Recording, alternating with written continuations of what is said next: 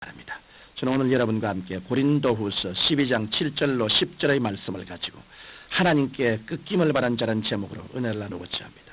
시골에서 자란 사람은 송아지가 자라서 큰 소가 될 때쯤 사람들이 그 소의 코를 꿰는 것을 보았을 것입니다. 저 역시 어릴 때 소의 코를 꿰는 것을 보고 참 아프겠구나라고 생각했습니다. 소의 코를 꿰을 때 소는 아파하겠지만 농부가 소의 코를 꿰지 않으면 농사를 지을 수가 없습니다. 미국의 농부들도 말을 길들이기 위해 말의 길을 꺾는 일을 하는데 목동들이 기가 꺾이지 않은 말을 탓당하는 낭패를 당하고 맙니다. 신앙생활도 이와 마찬가지입니다. 타락한 인간은 제 고집대로 살고자 하는 습성이 있습니다.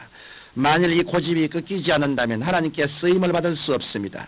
하나님께서 쓰시고자 하는 사람은 반드시 꺾으시는 것입니다. 저는 오늘 신구약 성경을 통해 하나님께 꺾임을 받은 인물들에 대하여 살펴보고 하나님께서는 우리를 왜 꺾으시는지 그 이유에 대하여 생각해보고자 합니다. 첫째로 아브라함에 대하여 살펴보고자 합니다. 창세기 12장 1절에 보면 하나님께서는 75세의 아브라함에게 너는 너희 본토 친척 아비 집을 떠나 내가 네게 지시할 땅으로 가라 말씀하셨습니다. 하나님께 이 명령을 받은 아브라함은 순종하는 마음으로 갈대아 우르를 떠났지만 하나님의 말씀에 완전히 순종하지는 않았습니다. 아브라함은 하나님께로부터 분명히 전투를 떠나는 명령을 받고도 전투에서 얻은 재산과 종들을 데리고 나섰으며 친척을 떠나는 명령을 받고도 조카 롯을 데리고 떠났던 것입니다. 아브라함은 하나님께 순종은 했으나 전폭적인 순종은 하지 않았던 것입니다. 그러자 하나님께서는 아브라함을 꺾기로 결정하셨습니다. 아브라함이 전토의 산물과 종들을 거느리고 가나안 땅으로 가니 그곳은 극심한 가뭄이 들어있었습니다. 이 때문에 아브라함이 데리고 온 종들은 다 달아났고 가축들은 굶어 죽고 말았던 것입니다. 그러자 아브라함은 조카와 아내를 데리고 하나님께서 지시하지도 않은 애굽으로 떠났습니다. 그런데 아브라함은 아내인 사라가 뛰어난 미모를 갖춘지라 애국 사람들이 자기를 죽이고 아내를 빼앗을까 두려워 아내를 동생이라 속여 부르게 되었던 것입니다. 그래서 그는 사라를 동생이라 하여 애굽의 바로왕에게 시집을 보내야만 했습니다. 이 얼마나 치욕적인 일입니까? 여기에서 아브라함은 꺾이고 말았던 것입니다. 그는 자신의 힘으로는 결코 살아갈 수 없음을 깨닫게 되었습니다. 자기 자랑이 꺾이고 자기 고집이 꺾였습니다. 아브라함이 하나님 앞에서 이처럼 꺾어지자 하나님께서는 그를 다시 이렇게 세워주셨습니다. 아브라함은 하나님의 도우심으로 아내를 다시 찾고 많은 소유를 얻게 되었던 것입니다. 이와 같이 아브라함이 하나님께 축복받고 쓰임받기 위해서는 꺾이는 아픔을 체험해야만 했습니다. 둘째로 신약의 인물로서 베드로에 대하여 살펴보고자 합니다.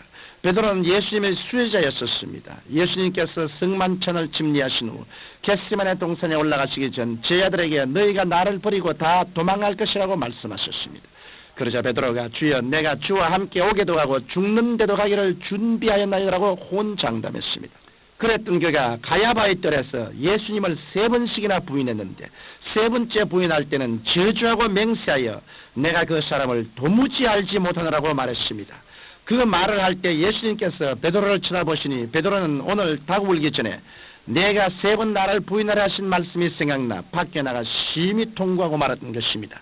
그 베드로는 예수님께서 죽으신 지 사흘이 될 동안 깨어지고 또 깨어졌습니다. 베드로가 나중에 갈릴리에서 부활하신 예수님을 만나 예수님께서 요한의 아들 시몬아 내가 이 사람들보다 더 나를 사랑하냐고 물으셨을 때 주여 그러하외다 내가 주를 사랑하시는 주를 주께서 아시나이라고 대답했습니다.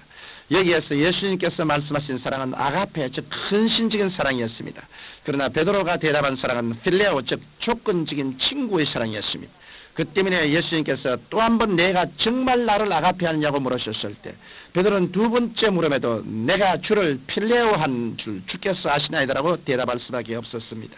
그러자 예수님께서는 3번째 정말 내가 나를 필레오하느냐고 물으셨습니다. 예수님을 저주하고 맹세까지 하여 부인한 베드로가 예수님을 친구로도 사랑할 수가 없었습니다. 그래서 베드로는 근심하여 대답하기를 주여 모든 것을 아시오매 내가 주를 사랑하는 줄을 주께서 아시나요라고 대답했던 것입니다. 베드로는 예수님 앞에서 인간의 의지를 다 버렸습니다. 베드로는 자신이 얼마나 약한 인간인가를 스스로 깨달았던 것입니다. 베드로가 이렇게 깨어지고 꺾이자 예수님께서는 베드로에게 나를 따르라고 말씀하신 것입니다. 그러면 셋째로 하나님께서는 왜 당신의 백성을 꺾으실까요?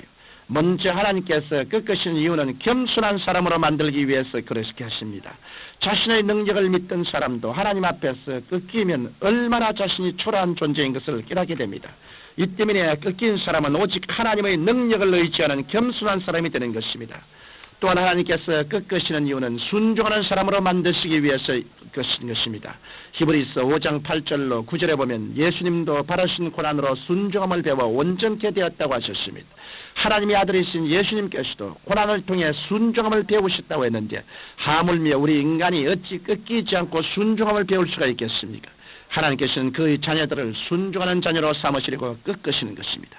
나아가서 하나님께서 꺾으시는 것은 지혜롭고 신중한 사람으로 만드시기 위해서입니다. 하나님께 꺾임을 받은 사람은 모든 일에 지혜롭게 대처하며 신중을 기합니다. 촛불의 뜨거움을 모르는 어린이는 부모가 주의를 주어도 기어이 촛불에 손을 댑니다. 그러나 촛불의 열기에 손이 되어 깜짝 놀란 어린이는 아무리 부모가 잡으라고 해도 촛불에 손을 대지 않습니다. 신앙인들의 삶도 마찬가지입니다. 잘못된 길로 들어섰다가 하나님께 한번 얻어맞은 사람은 신앙의 정도를 깨닫고 지혜롭고 신중하게 살아가는 것입니다. 마지막으로 하나님께서 꺾으시는 이유는 당신의 사랑을 깨닫는 사람으로 만드시기 위해서입니다. 히브리서 12장 6절에 보면 주께서 그 사랑하시는 자를 징계하시고 그의 바르시는 아들마다 채찍질하심이라고 말씀하셨습니다. 하나님께서는 사랑하는 자녀를 꺾으십니다. 신앙인들은 하나님의 채찍을 통해 하나님의 사랑을 깨닫게 되는 것입니다. 저 역시 그동안 하나님의 채찍을 많이 맞았습니다.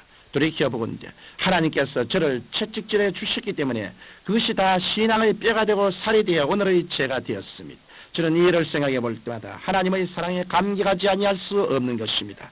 청취자 여러분, 사도 바울은 내가 그리스도를 위하여 약한 것들과 능력과 궁핍과 핍박과 곤란을 기뻐하노니 이는 내가 약한 것 때에 곧 강함이라고 고백했습니다. 그리스도인들은 이처럼 능력과 궁핍과 핍박과 곤란을 통해 강해집니다. 이러한 과정이 하나님께 꺾이는 과정이요, 하나님께서는 이런 과정을 거친 사람을 사용하시는 것입니다. 하나님께서는 작게 겪으신 사람은 작은 그릇으로, 크게 겪은 사람은 큰 그릇으로 사용하십니다. 이러므로 여러분은 하나님의 축복을 받을 때만 감사하지 말고 하나님의 채찍을 맞고 하나님 앞에 꺾일 때도 감사하심으로 하나님의 쓰임받는 일꾼들이 되시기를 주님 이름으로 축원합니다. 전능하신 아버지 하나님, 우리가 하나님 앞에서 자신이 꺾이고 죽을 때 하나님의 영광의 성령이 우리를 점령하시고 하나님의 뜻대로 인도해 주신다는 것을 알고 있습니다. 우리 아버지여, 주의 손에서 우리를 꺾어 주시옵시고 더욱 하나님의 뜻대로 사용하여 주옵소서. 예수님 이름으로 기도합니다. 아멘.